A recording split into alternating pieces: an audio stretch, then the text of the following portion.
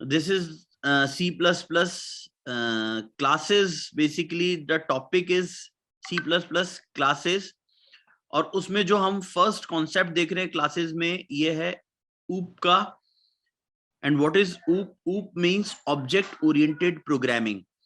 Basically जो C और C++ में जो मेजर डिफरेंस आता है वो यही वाला आता है कि C++ फिर ऑब्जेक्ट ओरिएंटेड प्रोग्रामिंग बन गई.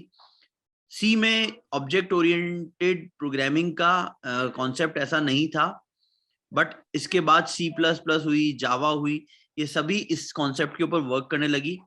और इससे क्या हुआ कि मतलब प्रोग्रामिंग में इजी हो गया, प्रोग्रामिंग फास्ट होने लग गई और हमें बार बार चीजों को रिपीट नहीं करना पड़ा. जो आपने एक बार अगर कोई चीज आपने जैसे कोई ऑब्जेक्ट बनाया, क्लास बनाई, ये अभी हम डिटेल में देखेंगे क्या होते हैं ये, इनको आप रीयूज कर सकते हो बार बार. तो इससे काफी हमें हेल्प मिलने लग गई, प्रोग्रामिंग और ज्यादा फास्ट होने लग गई. तो इसका फुल फॉर्म है ऑब्जेक्ट ओरिएंटेड प्रोग्रामिंग.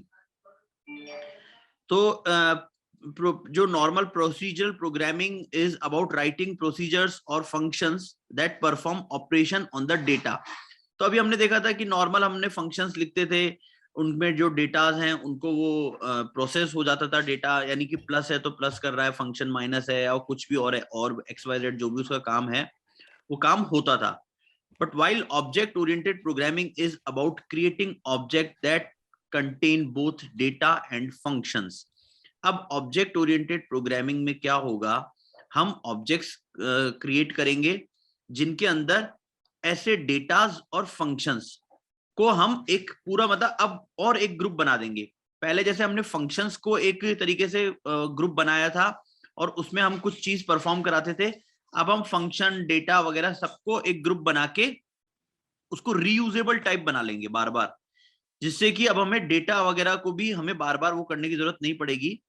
तो ऑब्जेक्ट ओरिएंटेड प्रोग्रामिंग के एडवांटेज क्या हैं, जैसे मैंने भी आपको बताया, और जो पहले वाली अभी तक की जो प्रोग्रामिंग पढ़ी थी वो प्रोसीजरल प्रोग्रामिंग थी, उसके रेस्पेक्ट में ऑब्जेक्ट ओरिएंटेड कॉन्सेप्ट का क्या फायदा हुआ. ऑब्जेक्ट ओरिएंटेड फास्टर हो गई और इजी टू एग्जीक्यूट हो गई, कि ये फास्टर, अब ये एग्जीक्यूट फास्ट करने लग गया. इसी वजह से जो नई प्रोग्रामिंग, जो जैसे C के बाद C++, जावा वगैरह ने ऑब्जेक्ट ओरिएंटेड का कॉन्सेप्ट यूज किया, क्योंकि इससे प्रोग्रामिंग को और फास्टनेस मिल गई. ऑब्जेक्ट ओरिएंटेड प्रोग्रामिंग ने हमें क्लियर स्ट्रक्चर प्रोवाइड करवाए. क्लियर स्ट्रक्चर कैसे हुए कि अब हमें ना बार बार चीजों को क्रिएट करके, और प्रोग्राम बड़ा हो गया, उसके अंदर कोई चीज कहीं बनी हुई है, कोई चीज कहीं बनी हुई है, या बार बार वो कोड काम में आ रहा है तो हमें बार बार लिखना पड़ रहा है, ये वाली सारी चीजें हटी. और इससे क्या हुआ, लिमिटेड कोड होने की वजह से प्रोग्रामिंग स्ट्रक्चर हमारा क्लियर हुआ, साफ हुआ. Object oriented help to keep C++ code dry, don't repeat yourself. मतलब ड्राई का मतलब ये हुआ, हमें बार बार अब कोड को रिपीट करने की जरूरत नहीं पड़ी. जैसे हमने फंक्शन वाले कॉन्सेप्ट में भी ये वाली चीज देखी थी कि हमने फंक्शन बनाया, अब सिर्फ हम उसके नेम को कॉल करते थे, वो ऑटोमेटिकली उस प्रोसेस को कर देता था. ठीक उसी तरीके का काम अब ऑब्जेक्ट ओरिएंटेड प्रोग्रामिंग और भी डेप्थ में और अच्छे से करने लग गई.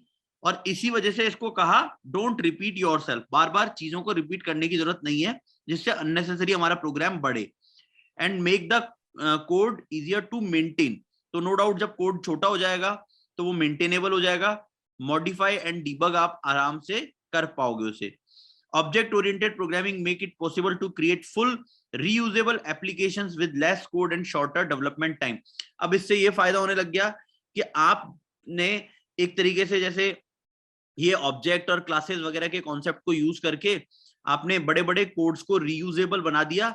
इससे ये फायदा हो जाएगा कि आपको अगर कोई बड़ा टास्क भी करना है और वो हो सकता है 2-3 बार करना पड़े, तो उसको आप रीयूजेबल बना लोगे और बार बार उसको काम में ले लोगे. इससे आपको रिपीटेशन खत्म, रीयूजेबिलिटी बढ़ गई, कोड छोटा हो गया, फास्ट एग्जीक्यूशन हो जाएगा, हमारा स्ट्रक्चर क्लियर हो जाएगा. तो ये सारी की सारी फायदे हमें ऑब्जेक्ट ओरिएंटेड प्रोग्रामिंग में मिलते हैं.